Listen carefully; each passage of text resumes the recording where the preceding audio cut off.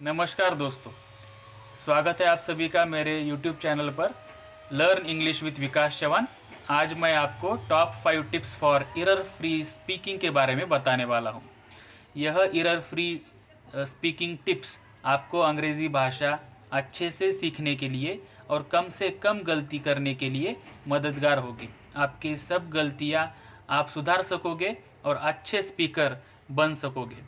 तो पहला टिप मैंने निकाल के रखा है, try to form simple sentences. जितने सिंपल सेंटेंसेस आप बोलोगे, जितने सिंपल सेंटेंसेस आप सीखोगे, जितने सिंपल सेंटेंसेस आप फॉर्म करोगे, उतना ही आप बोलने के लिए प्रवृत्त होगे, बोलने के लिए आपको अच्छा लगेगा। आप घबराएंगे नहीं और आपकी भाषा वो दिन ब दिन अच्छी बनती जाएगी।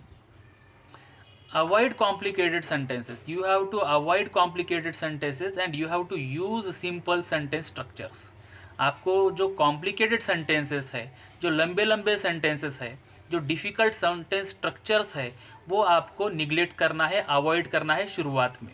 जैसे जैसे आपकी पढ़ाई बढ़ती रहेगी, जैसे जैसे आपका अंग्रेजी का ज्ञान बढ़ता रहेगा, जैसे आपका कॉन्फिडेंस बढ़ेगा, आप कॉम्प्लिकेटेड स्ट्रक्चर्स ऑटोमेटिकली इस्तेमाल करना सीख जाओगे। इसलिए मैं बोलता हूँ कि आपको कॉम्प्लिकेटेड सेंटेंसेस से शुरुआत करने से अच्छा है कि आप सिंपल सेंटेंसेस से शुरुआत करें।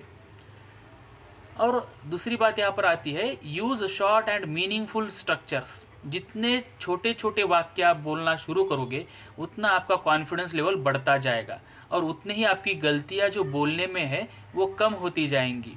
इसलिए आपको मीनिंगफुल सेंटेंस स्ट्रक्चर्स और जो कि शॉर्ट है उनका आपके भाषा में इस्तेमाल करना है। दूसरा टिप है, यूज़ फैमिलियर वर्ड्स। बहुत सारे लर्नर्स क्या करते हैं, हाई साउंडिंग वर्ड्स, बहुत डिफ़िकल्ट वर्ड्स जो शब्द है वो इस्तेमाल करने के लिए सोचते हैं और जब वो बोलने के लिए जाते हैं वो समय में उनको वो शब्द ध्यान में नहीं आता, उनके स्मरण में नहीं आता और वो वहीं पे चुप हो जाते हैं, वो ब्लैंक हो जाते हैं, उनकी मेमोरी ब्लैंक हो जाती है और वो शब्द रिकॉल करने में लग जाते हैं, जिससे एक लंबा पॉज, एक लंबा गैप उनके भाषा में हमें देखने को मिलता है। इसलिए अवॉइड हाई साउंडिंग वर्ड्स। बहुत बड़े शब्द, बहुत भारी भरकम शब्द आपको अवॉइड करना है इन द बिगिनिंग। जैसे आपको बोलने की आदत हो जाएगी, जैसे आपको शब्द यूज़ करने की कला आ जाएगी, बाद में आप वो शब्द इस्तेमाल कर सकते हो, मगर in the beginning you have to avoid high sounding words. Use appropriate words. अब आपको एप्रोप्रिएट वर्ड्स यूज़ करना है, मतलब जो शब्द आपको सिंपल लगता है और आप आसान तरीके से याद रख सकते हो, आसानी से सेंटेंसेस में इस्तेमाल कर सकते हो, वही शब्द आपको आपके डेली रूटीन में जब आप अंग्रेज़ी बोलते हो तब आपको इस्तेमाल करना है। नेक्स्ट आता है, बी स्लो एंड केयरफुल। हमने बचपन से यही सुना है कि slow and steady wins the race. जो सावधानी से और जो सातत्यपूर्ण तरीके से पढ़ाई करते हैं, भाषा सीखते हैं या कौन सा भी काम करते हैं, वो जीवन में सफल होते हैं। तो you have to be steady while learning, you have to be very slow and steady while learning English language। अंग्रेजी भाषा सीखने समय आपको स्लो, एकदम सादे तरीके से, सिंपल तरीके से आपको भाषा सीखनी है। Take your own time to speak. आप अपना खुद का टाइम लीजिए, सीखने के लिए भी और बोलने के लिए भी। जितना आप फास्ट बोलने के लिए जाएंगे, जितना आप फ्लुएंट जल्दी से होने के लिए देखेंगे, उतना ही आपको डिफ़िकल्ट जाएगा और हड़बड़ी में आप बहुत सारी गलतियां कर दोगे, जो कि एक अच्छे लर्नर की, एक अच्छे स्टूडेंट की या अच्छे स्पीकर की ये एक कमी है। Create your own style of speaking.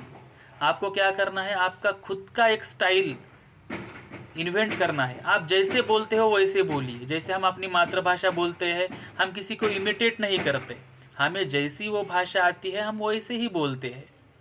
फिर इंग्लिश बोलने के लिए बहुत सारे लोग, एक न्यूज़ एंकर है, कोई अच्छा स्पीकर है अंग्रेज़ी का, उसके स्टाइल में बोलने के लिए जाते हैं और फेल हो जाते हैं। जैसे आप मातृभाषा खुद की भाषा में बोलते हैं, कुछ खुद की स्टाइल में बोलते हैं, उसी तरह आपको क्या करना है, आपको अंग्रेज़ी भी आपकी खुद की स्टाइल में बोलना है। Don't worry about mistakes. बहुत सारे लोग यह सोचते हैं कि मुझसे गलती हो जाएगी, लोग मुझ पे हंसेंगे, लोग मुझे ताने मारेंगे। Don't worry about mistakes. Mistakes are going to happen if you are learning. Mistakes are the proof that you are learning something. आप कुछ तो कर रहे हो, आप कुछ तो सीख रहे हो। इस बात का प्रूफ है कि आप मिस्टेक कर रहे हो। और एक ध्यान में रखना है, अगर आप गलती करते हो, nobody is going to kill you. आपको कोई भी मारने वाला नहीं है, आपको कोई फांसी देने वाला नहीं है। आप गलती सुधार सकते हो। Observe your mistakes so you can improve them. Okay, हमें अपनी खुद की गलतियाँ ऑब्जर्व करनी है। मैं कहाँ पे गलत होता हूँ, मैं कहाँ पे फंबल मारता हूँ, मैं कहाँ पे रुक जाता हूँ, मैं कहाँ पे ब्लैंक हो जाता हूँ। ये हमें खुद का परीक्षण करना है। इससे क्या होगा, जब हम खुद का परीक्षण करेंगे, मुझे समझ में आएगा, समझो मेरी वोकैबुलरी वीक है तो मैं वोकैबुलरी पर फोकस कर पाऊँगा। मेरा प्रोनाउंसिएशन ठीक नहीं है तो मैं प्रोनाउंसिएशन सीखने पर फोकस करूँगा। मेरा सेंटेंस स्ट्रक्चर ठीक नहीं है तो मैं सेंटेंस स्ट्रक्चर सीखने पे मैं जोर लगाऊंगा। इसलिए observe your own mistakes for improvement. Teach others what you learn. आप जो सीखते हो वो दूसरों को सिखाइए, शेयर कीजिए आपका नॉलेज। आज समझो मैंने 5 शब्द अंग्रेज़ी के नए सीखे हैं तो वो मुझे मेरे दोस्तों के साथ शेयर करना चाहिए, मेरे भाई के साथ शेयर करना चाहिए, मेरे रिलेटिव्स के साथ शेयर करना चाहिए कि मैंने ये नया वर्ड सीखा है। इसे ऐसे अंग्रेज़ी में इस्तेमाल करते हैं। जब आप दूसरे को पढ़ाते हो तो तुम खुद अच्छा सीखते हो। The best way to learn is to teach. सबसे अच्छा तरीका अगर कोई पढ़ाई का है तो दूसरों को सिखाओ जो आपको आता है। Start from simple too difficult.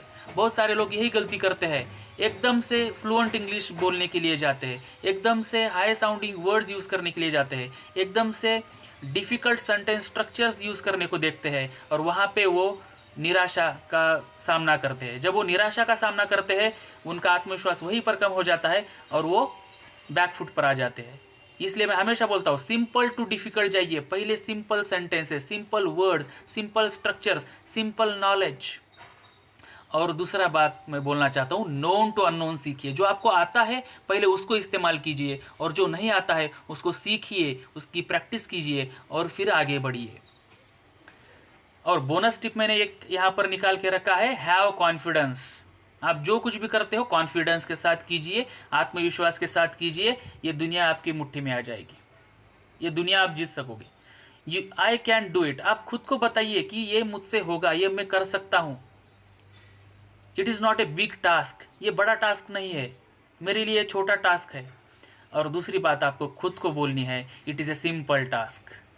एक सादा काम है, एक सरल काम है और इसे हर कोई कर सकता है, तो मैं भी कर सकता हूँ और मुझे करना चाहिए। दोस्तों, आज के लिए बस इतना ही। मेरे YouTube चैनल को सब्सक्राइब कीजिए और आप मेरे YouTube चैनल पर मेरे जो प्रीवियस वीडियोस है वो देख सकेंगे। आप स्क्रीन पर भी देख सकोगे कि ये 2 वीडियोस मैंने बनाए हैं। ये आपका नॉलेज इंक्रीज़ करेंगे, आपके नॉलेज में बढ़ोतरी होगी। प्लीज़ जाइए और मेरा ये 2 वीडियोस देखिए। Thank you for watching. Have a nice day. Good bye. मिलते हैं नेक्स्ट वीडियो में।